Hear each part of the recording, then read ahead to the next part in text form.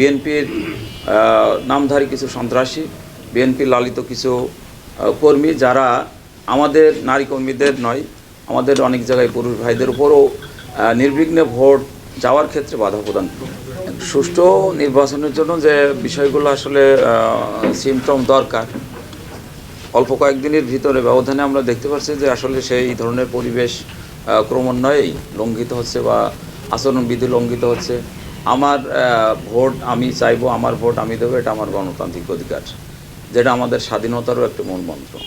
তো সেই হিসাবে আমরা বর্তমানে একটি ফ্যাসিস্ট শাসনে আমরা দীর্ঘদিন ছিলাম, সেখান থেকে আমরা উত্তরণ হয়েছি জাতিকে একটি সুষ্ঠু সুন্দর নির্বাচনের মাধ্যমে গণতান্ত্রিক পদ্ধতিতে একটি সরকার নির্বাচিত হবে, যাতে বিগত সময়ের মতো কোনো ফ্যাসিস্ট শাসন বাংলাদেশের না আসে, এটা বাংলাদেশের জনগণ চায় না। কিন্তু এখানে দেখা যাচ্ছে যে আমরা যেটা লক্ষ্য করছি যে আসলে একটি সুষ্ঠু ভোটের অন্তরায় হিসাবে ইতিমধ্যেই আমাদের বিএনপির নামধারী কিছু সন্ত্রাসী, বিএনপির লালিত কিছু কর্মী যারা আমাদের নারী কর্মীদের নয়, আমাদের অনেক জায়গায় পুরুষ ভাইদের উপরও নির্বিঘ্নে ভোট যাওয়ার ক্ষেত্রে বাধা প্রদান করছে, যেটা ভোট সুষ্ঠু হওয়ার পথে আমরা অন্তরায় মনে করি।